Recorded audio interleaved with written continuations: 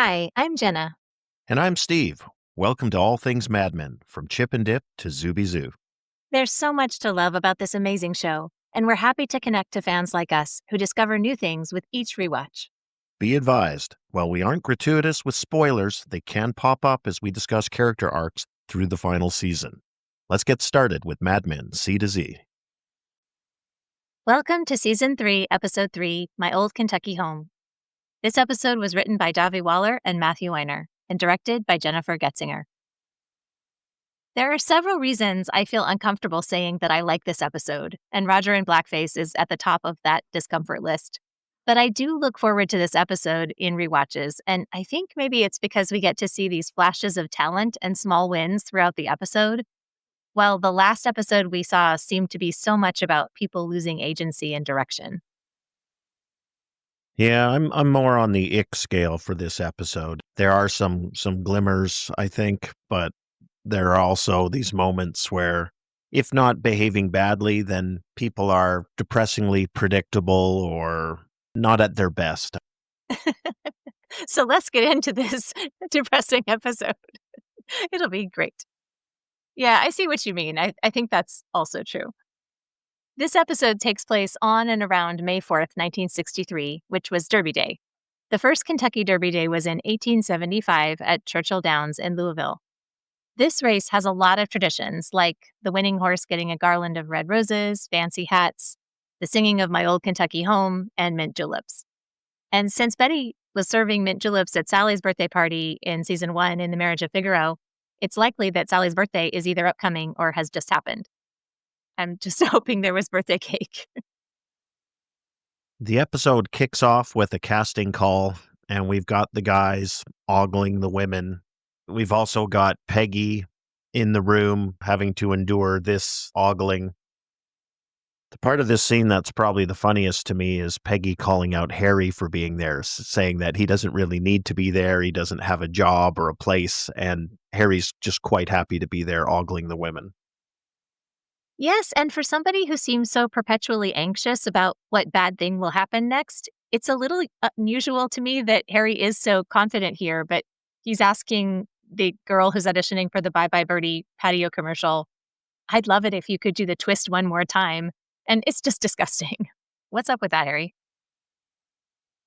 Then we see Ken and Pete coming in to make the news about Bacardi and the fact that they have to work on the weekend.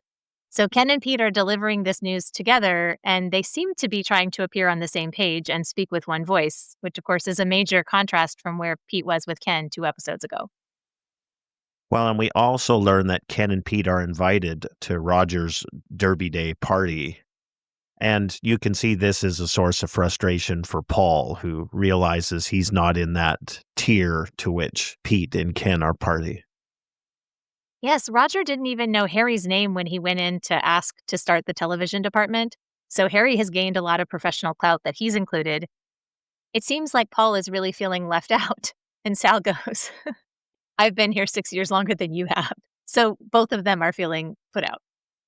And Peggy says they hate creative, pushing that friction between the business and the account side of things and the creative artistic geniuses. Paul's open jealousy is annoying, but it's such good writing. People absolutely keep score about who's in what tier and who has the boss's ear. And it's so realistic that there's that one guy verbalizing his discontent about where he finds himself. Next, we see Joan coming into the office, presumably after lunch, with Allison and another secretary, and she runs into Jane. Joan, I noticed, doesn't use her name, but another secretary says, "Lovely to see you here, Jane. I mean, Mrs. Sterling." Jane doesn't know about Joan and Roger. And Joan, I don't think, wanted to marry Roger, but it still doesn't make this pleasant. And plus, Jane and Joan have their own power play history.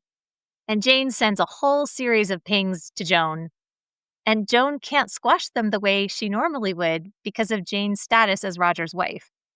In the last episode, we saw Joan treating Betty like royalty in the office, and she won't do that for Jane, but she can't be overtly rude either.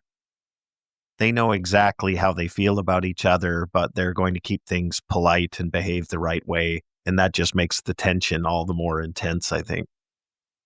Jane's outfit here is really gorgeous, I have to say, but her words are pure poison. She says, Roger is having her rings resized because she keeps losing weight.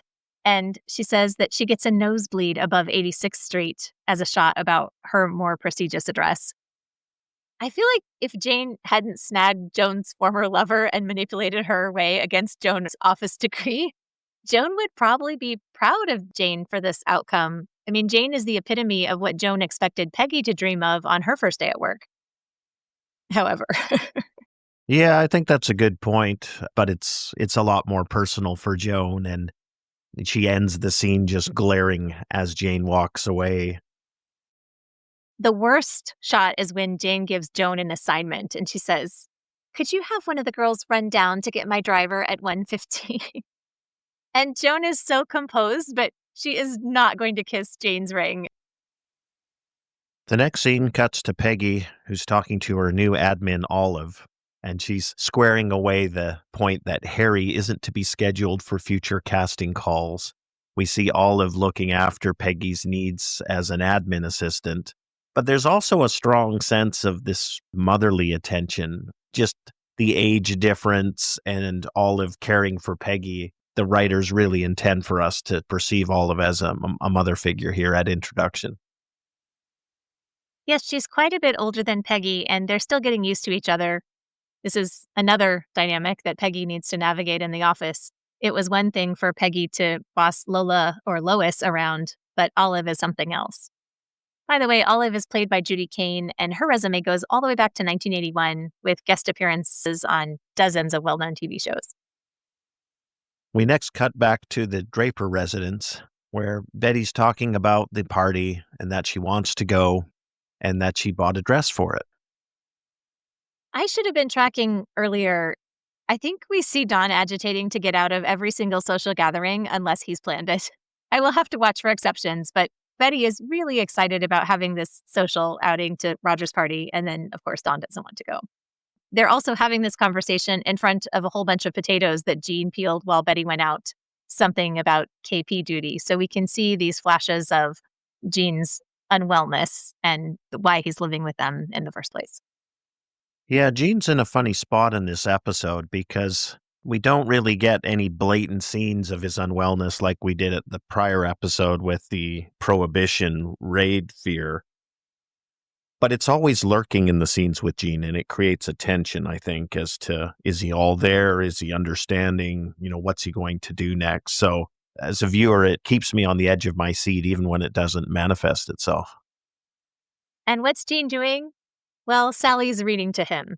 She's reading The History of the Decline and Fall of the Roman Empire, which is a 6-volume series by Edward Gibbon, and she's reading it out loud to her grandfather. This is clearly a habit that they've built together.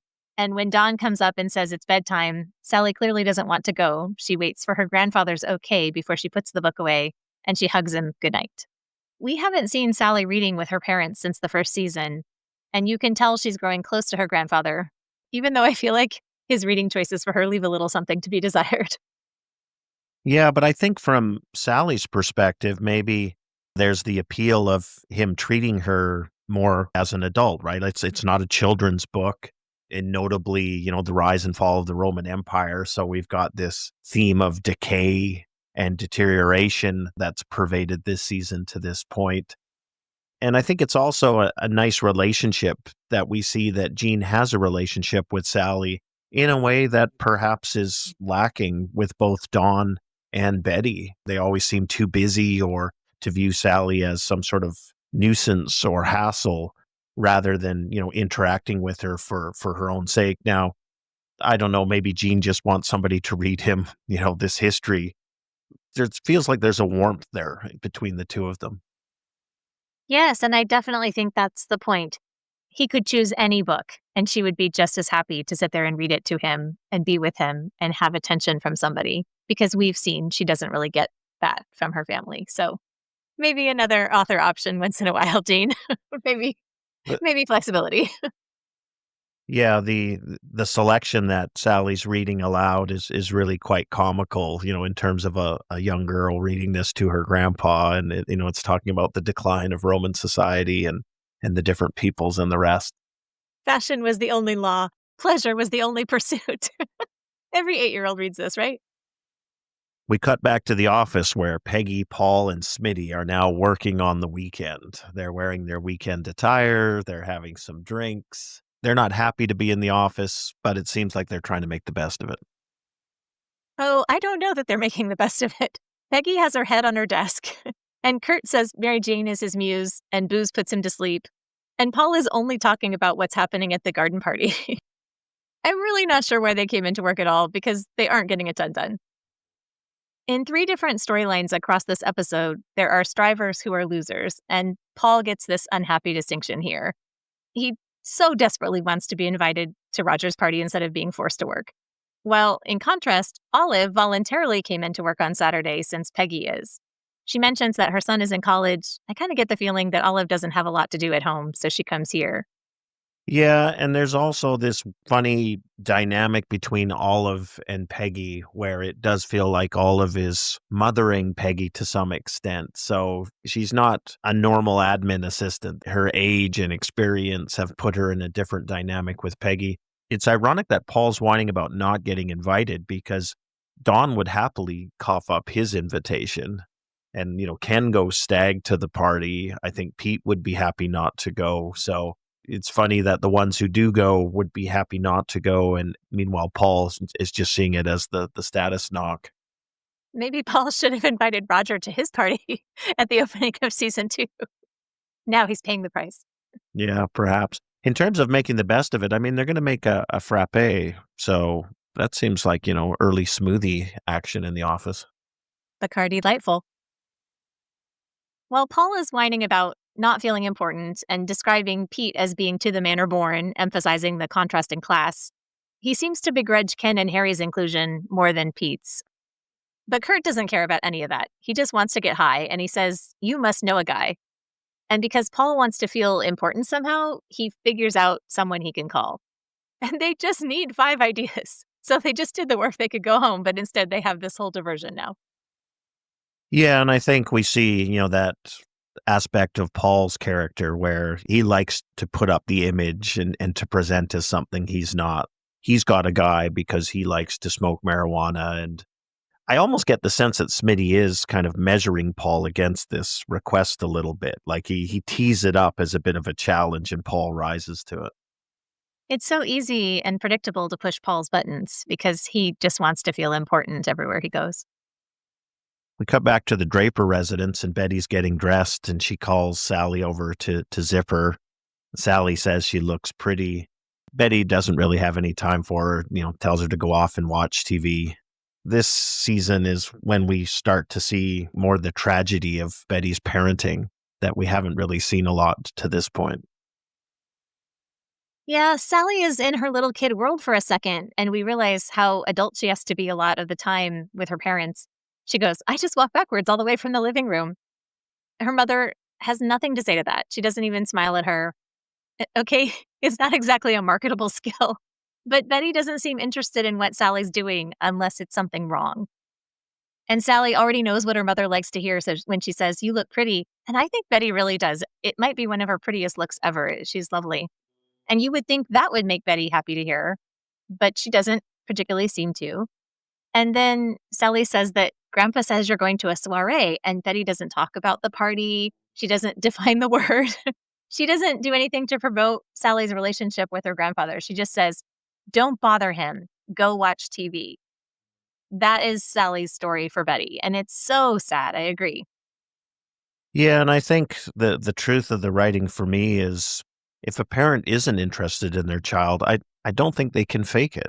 Even if they say the words or go through the motions, I think the child sees through it and feels that absence of interest. And I think for the character Sally, we're starting to perceive that she's realizing this is the case with her own mother, and this is going to cause issues for her throughout her life. Speaking of getting up to no good, Sally does walk by Grandpa's room and spots his money clip on the bedside table and helps herself to a $5 bill while Jean is in the washroom. She is getting up to some mischief, it seems. Why do you think she does this? Having listened to Weiner's commentary about it, and I think he said that this was a story from his own youth where he'd done something similar, I think it's just one of those weird random kid things where being adult enough to realize that money has value and there's an opportunity to help yourself to some money. But at the same time, she's not a thief. She doesn't want to be that or to steal from her grandfather or whatever. I just took it as one of those nonsensical, illogical, impulsive, childlike moves. What was your take? That makes sense to me. And I understand that this act really drives the story. Yes, it doesn't seem to me like there's any clear reason why she does it. It just seems to be a crime of opportunity. Our next scene takes us to Greg and Joan's apartment. I've missed seeing more of Joan this season. I can't say I enjoy this episode for her because her dreams come true, but I do like seeing her story developing more. And everything about this scene speaks to her competence, again, which I so admire, especially next to Paul's sniveling. So Greg is vacuuming. She admonishes him not to pull the cord out from the wall. She says, "You're going to break it." And he says, "Who told you that?" And she says, "I've done it." Again, it's her experience, her expertise. And they're setting places for the table. And she and Greg have this argument. He says the chief of surgery has to sit at the head of the table. It's where he always sits. And Joan insists it's Greg's house. Greg is the head of the table. And she won't budge because then their wives will think she doesn't know better. Yeah, Joan is the one who's correct here on the etiquette and sets Greg straight. He's not incorrect that the head of surgery is the senior person, but listening to Weiner's commentary, Greg is the old-fashioned husband. He's handsome, he's a doctor, but Joan is the one who's really in charge, and she knows how things go and how things need to go. So she's managing her husband, she's setting up for the party and sort of keeping all the plates spinning. She doesn't strike me as unhappy about this. Like, it feels to me in many ways this is what she signed up for with this relationship with Greg, right? He brings the qualities he brings, but there's a bunch of other qualities that she's going to be responsible for and delivering. Yes, good point. Just like at work, she's behind the scenes making sure everything is going as it should. And Greg and Joan have this fantastic exchange. He says, "I don't want to have a fight right now." And she says, "Then stop talking." It's great. And she's so resourceful, too. She sees his concern about Dr. Ettinger and understands that this gathering is about Greg's ascendance. So she finds a different solution. They're going to have a buffet, and they're going to put the chafing dish that the Ettingers gave them for their wedding present in the center. At every turn, she's the one who knows better. Yeah, and as Greg removes his shirt, she gets a good look at him, and he's a good-looking guy. So I think we see that affirmation of her husband's easy on the eyes, and that's something that appeals to her. Back at the Draper household, Don sees Betty looking gorgeous, and at least he comments on it. But then Jean comes in, saying he's been robbed. And we know his memory can be shaky, so they aren't convinced he's correct. And Betty just says, "Don, give him something." And Don tries to give him $5. Jean complains, "You people, you think money is the answer to every problem." And Don replies, "No, just this particular problem." Although we have talked about Don's behaviors in the face of conflict, and money definitely is one of Don's favorite strategies. So it's kind of a fair accusation on Jean's part. And we as the viewer know that Sally's taken the money. I wonder how the scene would play out for the viewer if we hadn't seen that take place. So then we would have that uncertainty about, is Gene even correct? Is he missing any money, or is he just befuddled again? I also sense this racial tension or class tension, probably a combination, with Carla there as well, because you can feel this specter of, oh, well, maybe they're going to accuse Carla. Gene doesn't do that in the scene, but the first time through watching this, I really got the sense of feeling like, oh, he suspects Carla in this case. And in listening to Matt Weiner's commentary, he says Gene knows all along what has happened, or, strongly suspects what has happened. I sense more of that class race tension. Yes, I didn't think that Gene suspected anything about Sally at this point. But I think he is rightly frustrated that Betty and Don are brushing past him about this. I think it's more than the money to him. And the dismissiveness, the disdain that he says, the line about, you people, think money solves everything. It just underlines that apathy that Gene has towards Don. He doesn't like this guy. He's never going to like him. And even when he's trying to make him whole with some money out of his own pocket, that's somehow wrong or not good enough. You can't win as Don Draper with Gene. The next scene takes us back to Sterling Cooper, and we see Paul's friend showed up with some weed. And this Tom Cruise slash Christian Bale lookalike, and really Tom Cruise sound alike, this is the actor Miles Fisher. We find out that Paul and Jeffrey went to Princeton together, and they graduated in 1955, which means Paul is about 30. And Jeffrey makes a point of calling out Paul's failure to call him. So, Paul's caught in that lie of, oh, here's my guy that I source my marijuana from. And now it's clear to Smitty that he's not having conversations or much interaction with Jeffrey. But they've got the weed. They're there in the office, holed up. I guess they're going to relax and sit around together. When Jeffrey says, "You ever look out this window?" I feel like it's an unintentional reminder for Paul to touch grass, pun intended, instead of just spinning on his hamster wheel of comparison stress. Because for Jeffrey, it's amazing the city is before you, and Paul and Kurt are taking that view for granted, their opportunities, their status for granted. They're only looking up at what they don't have, or at least Paul is. Next, we get to see Roger and Jane's Derby Day party. We hear When the Saints Go Marching In, which was a spiritual tune popularized by Louis Armstrong's 1938 recording. The whole party is beautiful, and Betty is clearly happy to be on Don's arm as they arrive. Jennifer and Harry head toward them, but Trudy and Pete get there first. And Jennifer brings up Betty's pregnancy, even though we see Trudy is left out of this discussion and we know it pains her. She is 100% at work, and she understands the assignment. Don is important, so Betty is important, so that's where Trudy is going to be. And she takes Betty's arm and she says, "Shall we take a tour?" And as they walk away, they both talk about how they grew up in clubs just like this one. Trudy is so on mission here, even though the discussion of pregnancy and Betty's obvious pregnancy has to make her feel a little bit envious. Yeah, and I just feel for the Trudy character because we know any of this talk about babies, it's little daggers sticking her, and she has to keep a smile on her face. Back at the Draper's house, Carla is looking through the bedding for $5. And Jean says, "You're being ridiculous. I didn't say you took it." "Not yet," she says. So that brings up what you were mentioning earlier. And then Jean calls her Viola, confusing her with his housekeeper of many years. She corrects him, and then he asks if she knows Viola, who lives in another city. "We don't all know each other, Mr. Hofstadt," Carla tells him. Yeah, I like Carla standing up for herself to Jean. And again, from the commentary, Matt Weiner suggests that Jean realizes what's occurred here. I don't know if Carla realizes Sally's the one who's done it, but when Sally comes out prematurely from supposedly looking for it, and Jean confronts her and says, "Oh, are you already done looking?" And Sally sort of reads between the lines and goes back to look some more. I feel for Sally in this moment because she's caught in this web and there's no easy escape. That's where I think that it really crystallizes for Jean that that's what happened when he sizes her up in that moment. Gene may be a little fuddled, but he's no dummy. Don is such a good liar all the time. And seeing Sally not being a good liar is kind of refreshing.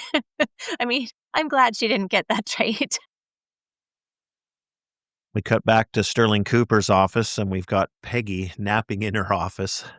So, to your earlier point, they could get the work done and be out of there. Instead, this day is dragging out. Peggy wakes up, and Olive rats them out, Paul and them being in the office, and she says, she knows what they're doing and they don't want to work. It's kind of funny because Jeffrey's riffing on commercials and Paul's talking about inspiration, and then Jeffrey hits on Peggy. Olive says, "You don't want to go in there," to Peggy. Peggy doesn't verbally confront her, but Peggy does what Peggy wants. So she does, in fact, go into the office, and Paul says, "You can go home," but she knows better. She says, "Are you kidding? We'll end up with nothing." She's always the one who gets the work done.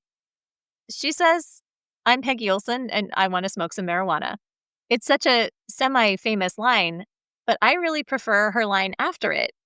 Paul says, "You won't like it." And that's what Olive was telling her too. "You should go home." And she answers, "How do you know what I'll like? You never ask me what I think about anything except brassieres and body odor and makeup." And I love that she calls him out and stares him down about this. And granted, Paul Kinsey isn't the world's most giant obstacle, but bravo, Peggy. And Paul nods. It isn't an apology, just permission to partake. And she does. Let's just add Peggy to the list of women who put Paul in his place, and he's smart enough to know she's correct. Back at the garden party, we see Roger with Jane. Roger is in blackface, and he's singing My Old Kentucky Home to Jane. Don looks icky. Pete looks really unsure, and Betty, Trudy, Jennifer, and Harry all look really amused by this performance. I didn't get the sense that Don was as bothered by the racism as much as he is by the overt display. He thinks Roger is making a fool of himself. And looking ahead to another famous Mad Men moment, it's almost like singing in front of your guests is something that makes Don uncomfortable. Yeah, I had the same vibe. So, not that Don necessarily is any more racist than anybody else at the party, but I interpreted his unhappiness with just he doesn't want to be there. And again, like you mentioned, a more heavier emphasis on Roger's delusion of having found love again with Jane, this silly fantasy. And he needs to exit himself. I noticed Pete also seemed very disgusted by it. What was your take on Pete's thoughts? He didn't seem clear. He looked unsure. He definitely was not amused the way that his friends were, but it was hard to read from his face. He definitely looked uncomfortable about it, but it wasn't overt disgust, I didn't think. It certainly wasn't approval. Yeah, and as you mentioned, there were a lot of other guests who seemed amused and entertained and, no sense of any discomfort whatsoever. Going back to the Weiner commentary, he talks about, this is fiddling while Rome is burning again with this decay and deterioration taking place. And yet, the people in charge or who should know better are just going back to the same old tired well, oblivious to the fact that changes need to be made or changes are in fact occurring, whether they like it or not. So Dawn asks Betty if they can go, but she's having a good time. They haven't watched the horse race yet, they haven't eaten dinner yet, and she tells him, "Don't disappear. I want to dance." But he walks away. He never asks her to dance. You kind of wish Don Draper would be willing to lean forward a little bit into, making his very pregnant wife happy. Exactly. Don goes inside to find himself a drink and bumps into an older gentleman at the bar. He introduces himself as Connie, played by Chelsea Ross. You might recognize him from shows like Hoosiers, Billions, A Simple Plan, Basic Instinct, and Major League. Connie and Don share stories about growing up poor and working their ways up, and their distaste for social gatherings like these. Connie says other people's weddings make him nervous, all those expectations, and the one he's hiding from right now is a match made in the boardroom. And it's interesting how both of them belong, but they're apart. Connie reveals that no matter how expensive his cufflinks, he feels like an outsider among the country club crowd. And true to form, Don tells his truths to strangers. He grew up in Pennsylvania by way of Illinois, losing their farm and ending up in coal country. And again, we get a detail here that we didn't know yet. Yeah, and the other parallel I think here too is if the people laughing at the stupid blackface gag is fiddling while Rome burns, here's two serious men who are not doing that. They wrestle with their sense of outsiderness. But as we'll learn later, as we learn more about who Connie is, he's a serious businessman who's built an empire. And I think in many ways we could argue Don Draper, has achieved, a similar migration from very humble, modest beginnings to being highly successful in a very competitive, demanding field. Yes, and if Don knew who this person was, the whole interaction would have gone differently. He would have said so much less, he would have been much more guarded, even though Connie seems pretty open. And Don is also a little condescending. He corrects him that the title is A Midsummer Night's Dream when Connie refers to the movie as A Midsummer Dream. And Connie clocks that. He says, "By golly, you're prickly," which I think shows that they're pretty evenly matched. Don is calling him out for the mistake. Connie is calling him back for being nitpicky. And so I think they have respect for each other even here. Yeah, and I think also if we put ourselves in Connie's shoes, he's in a world where people are pandering to him all the time. So these little interactions where he interacts with somebody who doesn't know who he is. I mean, Don jumps the bar in front of him and proceeds to mix up an old fashioned for him. I get the sense that Connie is entertained by this, seeing people the way they really act, when they don't know who the other person is. So that there's a sense of bemusement, I think, on Connie's face throughout this scene. Everybody Don sees is seeing him act, and they don't know who he is. That's a great comparison. I also felt like Connie was sort of Don's version of Father Gil to Peggy. There's this connection between them because they identify something in common that most people around them don't share. In Peggy and Father Gil's case, it's youth and openness to societal change. And in Don and Connie's case, it's this disdain for corporate culture and discomfort with the moneyed traditions. Back at Sterling Cooper, the marijuana is working its magic. Everybody is stoned, giggling. Paul's munching on chips. Bacardi Eisenhower makes them all giggle. And then Jeffrey starts spilling the beans a little bit on Paul's history, talking about him as a real Jersey. Okay, Paul fires the first shot. Jeffrey seems semi into Peggy and he says she makes him wish he had a job. And Paul says, "You do have a job, Jeffrey. You're a drug pusher." So Jeffrey wasn't firing shots until that. Well, it quickly escalates because Jeffrey says that Paul can't sing and got kicked out of the Tiger Tones because he was too tall. Paul says he left just because he had mono. And then Jeffrey challenges him to sing and let them all judge. So we've got Jeffrey calling out Paul's lower class origins and his lack of singing ability. He's kind of putting Paul on the spot here. Yes, and it's a bridge too far. He tries to throw Jeffrey out. And as you say, Jeffrey suggests that he should sing and let Peggy and Kurt decide whether he's good or not. So Paul sings "Hello, My Baby," and midway through the song, he extends a hand to Jeffrey to join in, which he does, and they make peace as they finish the song together. Peggy watches, and her verdict is the line, "I am so high," as she smiles. It is kind of a sweet little healing of the rift between Jeffrey and Paul because it could keep going the wrong way, but somehow the singing and the invitation to join reiterates the connections and shared history they have together. So it's a little heartwarming to see them wrap up together and you realize, that's water under the bridge and they're back to an even keel. I agree. Maybe it was just the marijuana. The Tiger Tones is a real awesome all-male Princeton a cappella group founded in 1946. "Hello, My Baby" was a Tin Pan Alley song from 1899, incorporating elements of ragtime, a Black music tradition. So here are these white Princeton grads singing a ragtime song, while Country Club White Roger sings "My Old Kentucky Home," which was a minstrel tune, each of them using the music to celebrate and elevate their status.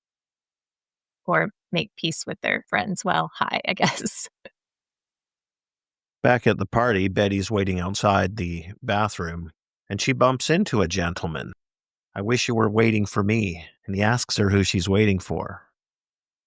Betty, always proper, says a friend. And Henry asks what it's like to be pregnant and then asks to touch her stomach. What did you think of that? A lot of Mad Men fans talk about this moment as being a super creepy thing for Henry to do when he puts his hand on Betty's pregnant belly. And it is overly familiar, and he's a stranger, so I get why people see it that way. But he did ask, and he waited for consent, so I guess on the Mad Men creepy scale, this didn't register so high with me. Was it odd? Sure. But I didn't see him as some kind of monster. I thought, though, that his first words to her were pretty direct. "I wish you were waiting for me." I mean, given how obviously pregnant she is, and this is the country club set in 1963, so she's certainly married when he says this. And then he confesses that he brought a date, but he wishes he hadn't now that he's seen her. He seems pretty into Betty. Yeah, and if we put ourselves in Betty's shoes, I mean, she feels unattractive, unseen, she's neglected by her husband, and then just the general physical discomfort of being so pregnant. I mean, he's really providing everything she was hoping for out of this party in this instant. And I think that bridges whatever inappropriateness there is of his comments and his request. I think that gets eclipsed by the fact that she's seen and he's obviously dumbstruck by her beauty here. And in that moment, I think she's starving for that sort of attention. And I'll point out, he acknowledges that it's a little bit odd when he says, I'm going to blame the martinis on this before he asks to touch. So he isn't just overtly. I mean, it could be a lot weirder, I think. And again, I like the writing because I think life is that way, that there are certain things that in a different set of circumstances or conditions would be inappropriate or unacceptable or called out or whatever. But there are variables that if you adjust them in certain ways, suddenly things that were on the edge cease to tip over the edge of the cliff and become, if not acceptable, then at least tolerated or overlooked because of other aspects that have the focus. And I think this rings to me as a realistic possibility, not a common one, but not impossible. This man, this character, is played by Christopher Stanley, and he has also been in shows like the TV miniseries Waco, as well as American Horror Story and Argo. We'll see him again in a minute. We cut back to Greg and Joan's party. Yeah, so the chief of surgery and the chief surgical resident and their wives are there. Jude Tyler might be recognizable from Charlie Wilson's War and That 70s Show, while her character's husband, played by Jameson Huss, was in Transformers Age of Extinction. Tim Sney is Ronald Ettinger, and he also had a small part in Ocean's 11, while Pamela Roylance plays his wife. She was in The Social Network, Days of Our Lives, and Little House on the Prairie, way, way back in the day.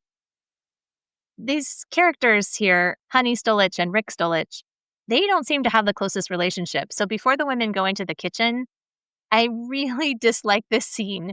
I mean, you do not want to be Joan with Greg or Betty with Don, but Honey seems a little bit clueless with her husband's frat boy jokes. I don't know, maybe she is just smiling through the pain, but this thing about the code pink, the call over the PA at the hospital when there's an attractive unconscious female, that's terrible. And then they laugh at when she says she'll cut the cheese and she says everything seems like some private joke. This is not a match that revels in respect.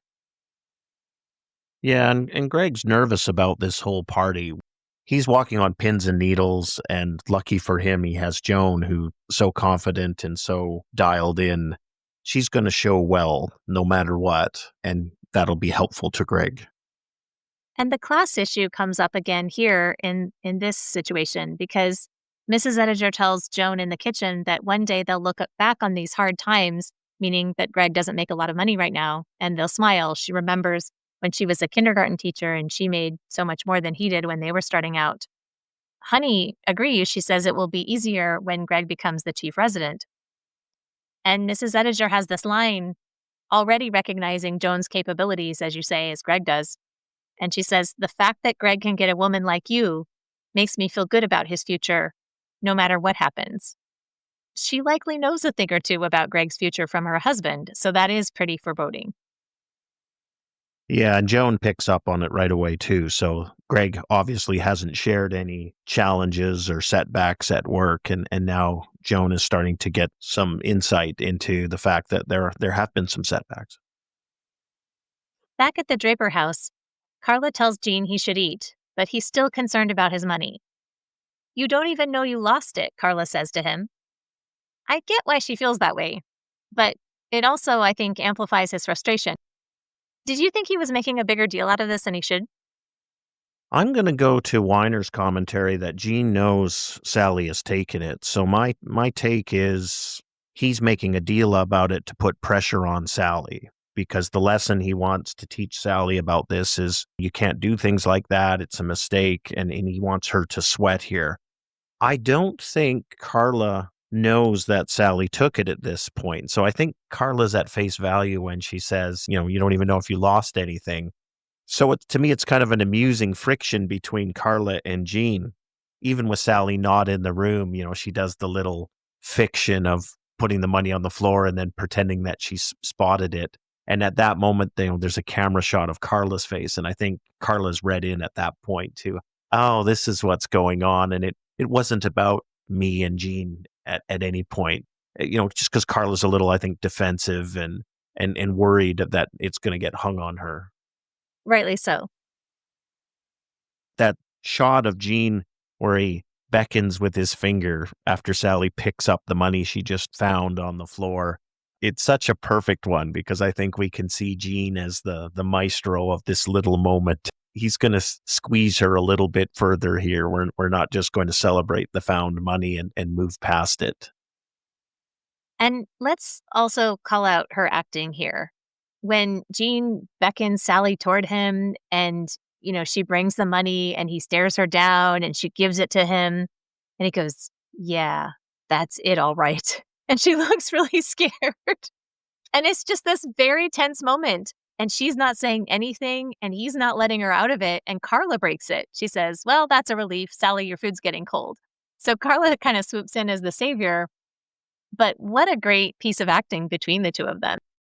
Yeah, I have lower standards for child actors, just because of the challenges. But I think in this scene, she really nails it and does just a brilliant job. Shout out Kiernan Shipka. Well done. I did also think it was sad that as Jean and Bobby and Sally sit at the table eating dinner together, Carla stands in the kitchen eating apart from them. I know it's 1963.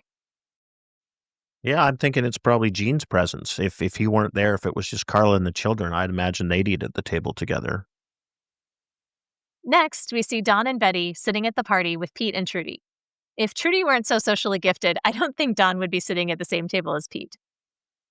Jennifer and Harry are sitting somewhere else, but she recognizes they are not at the cool kids table, and she pushes Harry to go make chit-chat. And Harry's terrible at it, and he knows it.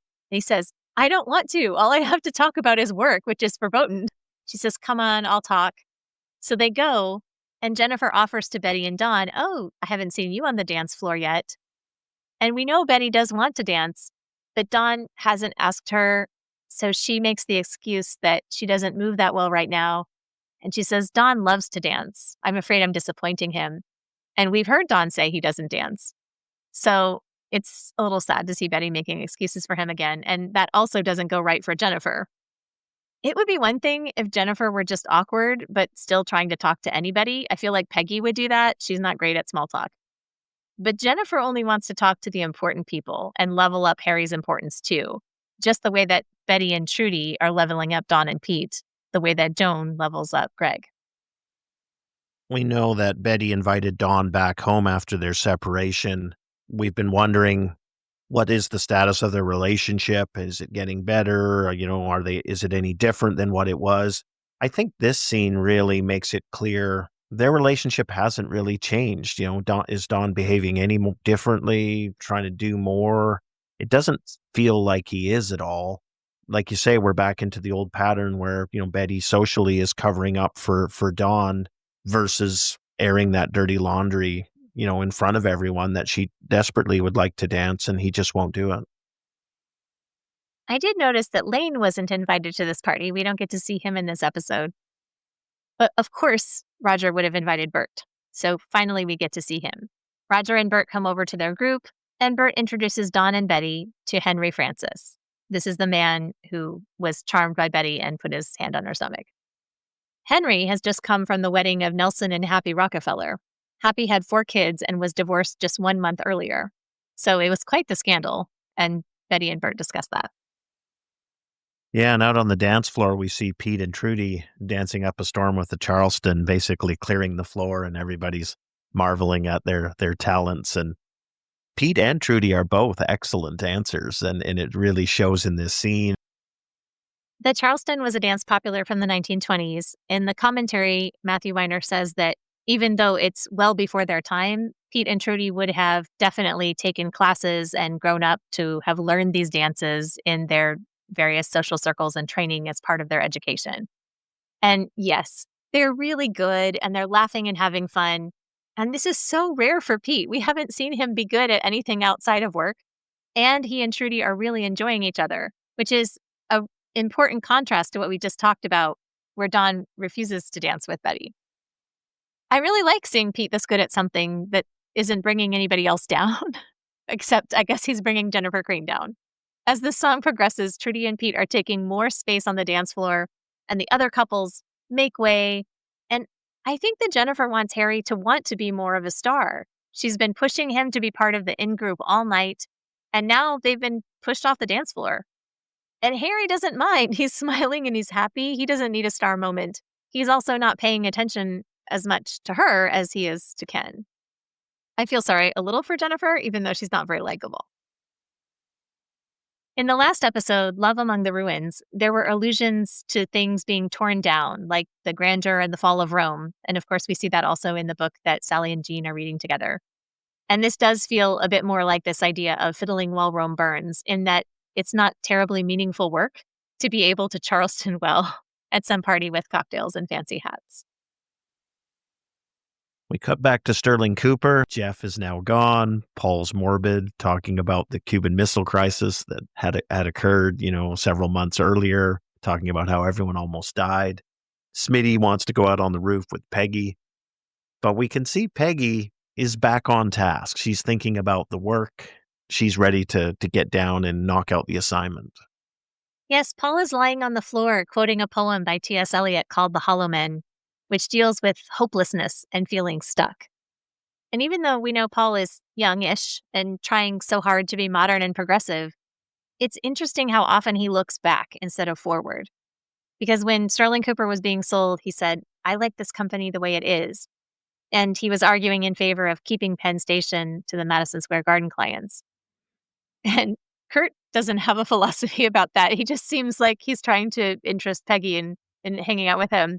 "Do you want to go on the roof?" And she's like, "Why? Actually, that's a good idea. A hammock between the clothesline is still Daiquiri Beach." And they both ask her, "Are you working?" She's like, "I think so." I love that Peggy is so into her work that that's where her mind goes.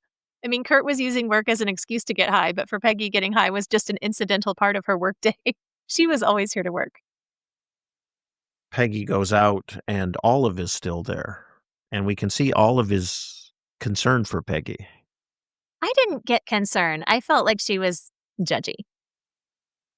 I think there's judgment in there, but I think there's concern as to the repercussions or the risks that Peggy's running here. She's this alien creature to Olive and Olive's existence. So she's trying to keep her safely behind the barricades, in the world that she knows. And I think Peggy has this realization that what's Olive is perceiving is, a threat to Peggy, and Peggy realizes it's not a threat to her, or at least, doesn't feel threatened. So Olive's line, "I know what you've been doing in there. I don't know what to say." And Peggy isn't cowed by this. She says, "I've got nothing to hide." She stands up for herself. She says, "The thing is, I have a job. I have my own office with my name on the door, and I have a secretary. That's you." And Weiner says that Peggy's lines here are what Peggy might say to her own mother that she's never said. She reiterates she's not scared of any of this, and you get the sense that she is really confident about who she is or growing. And that's such a change from where she started in the pilot.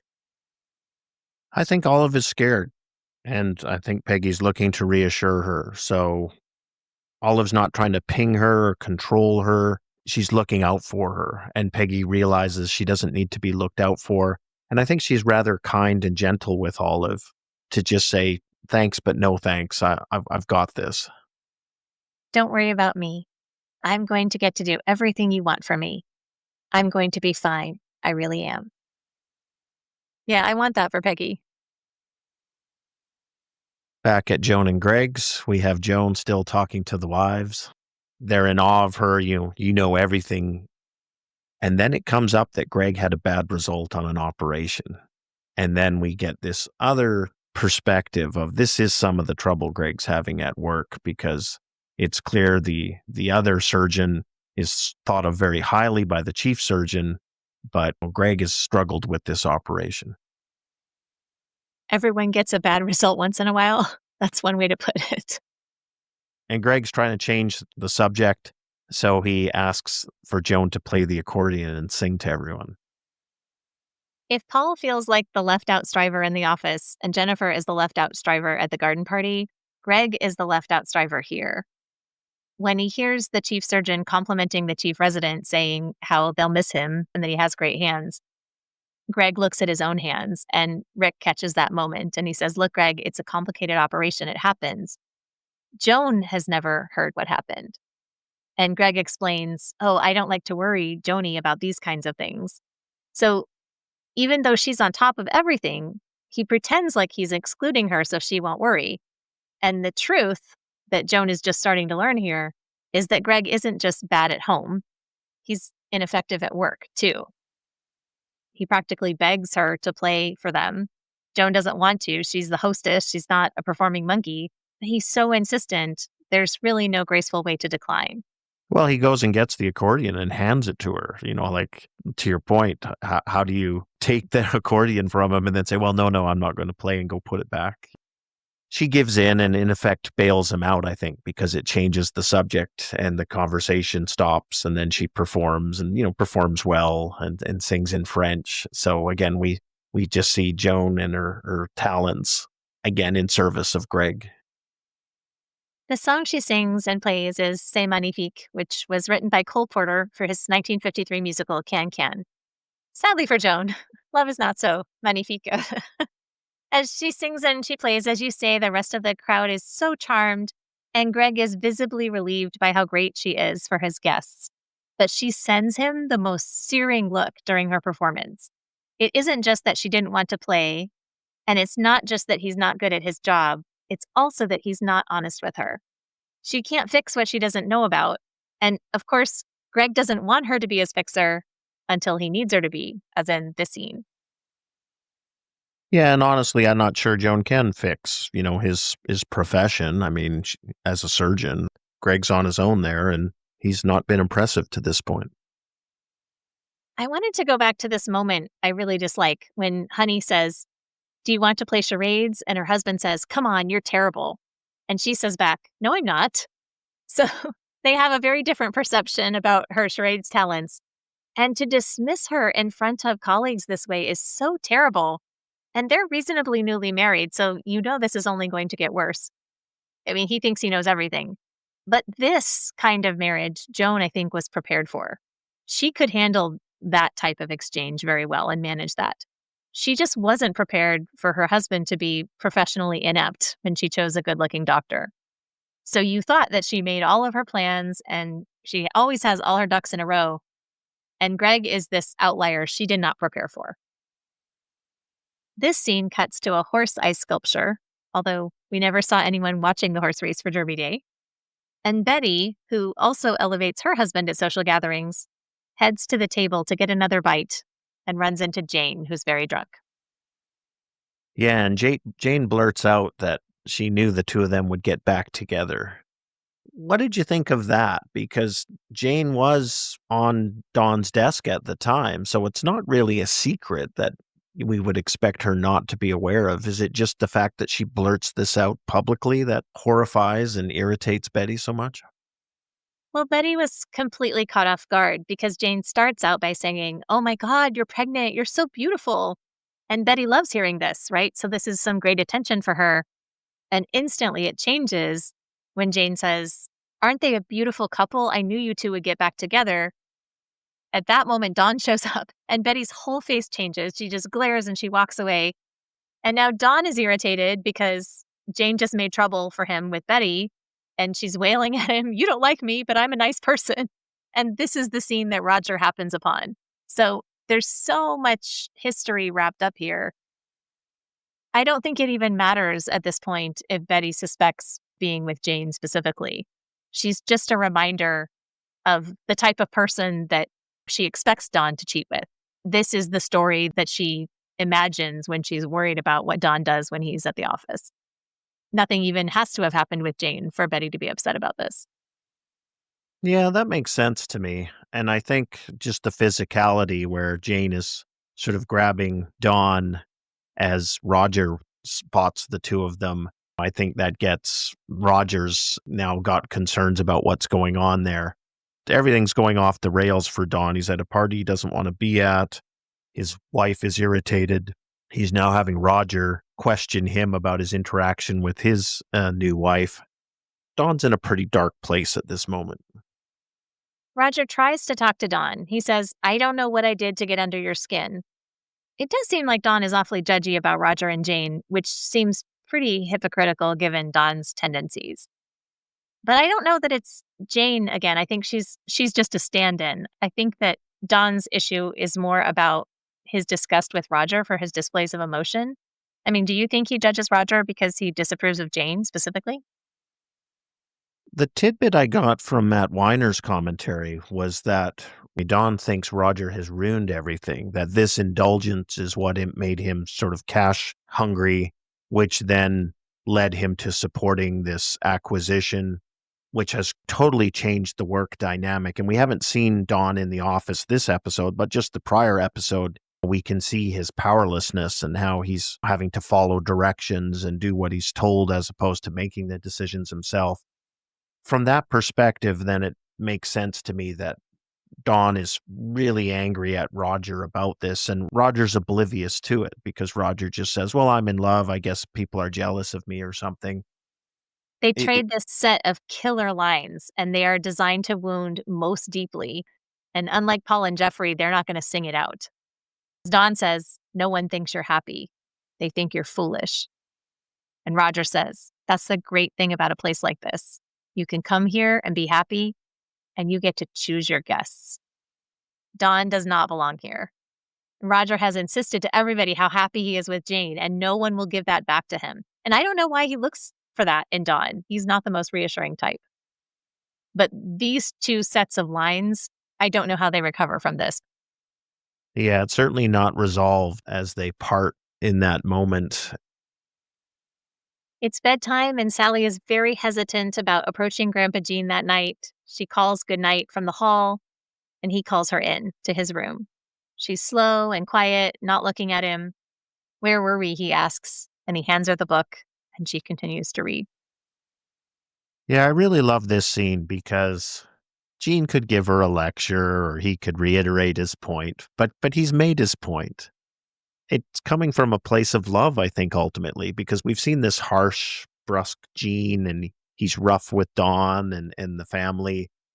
In this moment, I think we see a grandfather who really does love his granddaughter, and the lesson's over now. It's time to heal and get back to that loving relationship. And as we talked about at the start of this episode, we know how important his role is for Sally at this moment in her life. So it's such a small, lovely little scene that life goes on, the lesson's been learned, and now they're back to reading this, inappropriate book.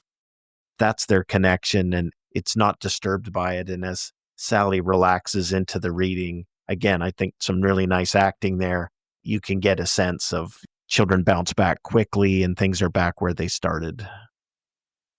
Some other show would have had Grandpa Jean coaching her out of a bullying situation at school, or maybe passing on his love of chess that she carries with her into adulthood. But in Mad Men, we get to see this love established between them because Grandpa Jean actually spends time with Sally. He doesn't send her to go watch TV. And he forgives her, even though they both know that he knows she took the money.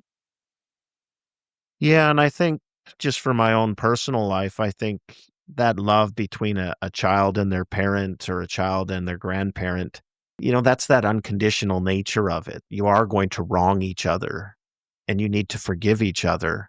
And it's that ability to do that and to do it without keeping score or begrudging or clinging to it. That's what differentiates that love from so many others where there's a mark left, or in the file that will be retained. And in this case, I just get the sense that doesn't exist in Gene's mind.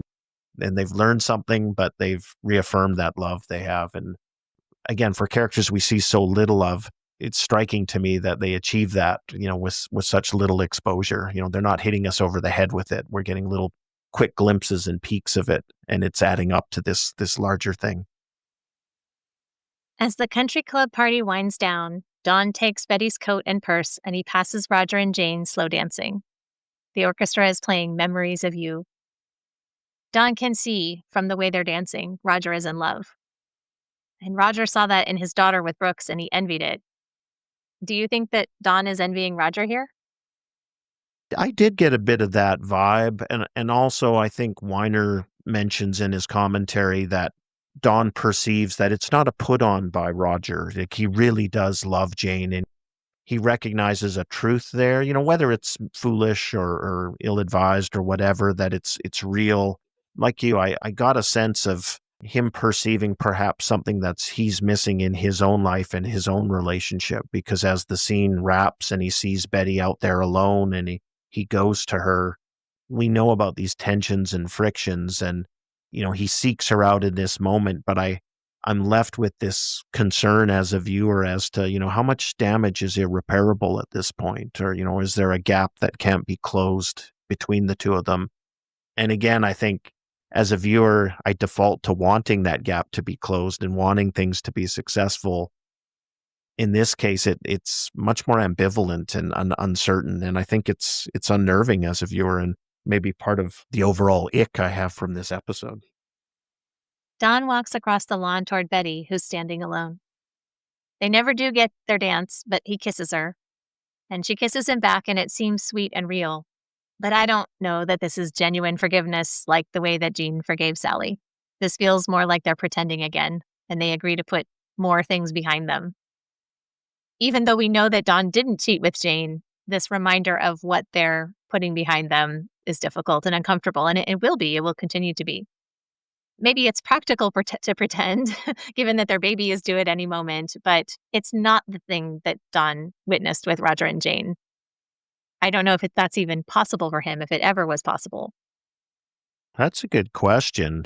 You don't think it existed back, if you think back to Don telling Anna about this woman he'd met and the rest?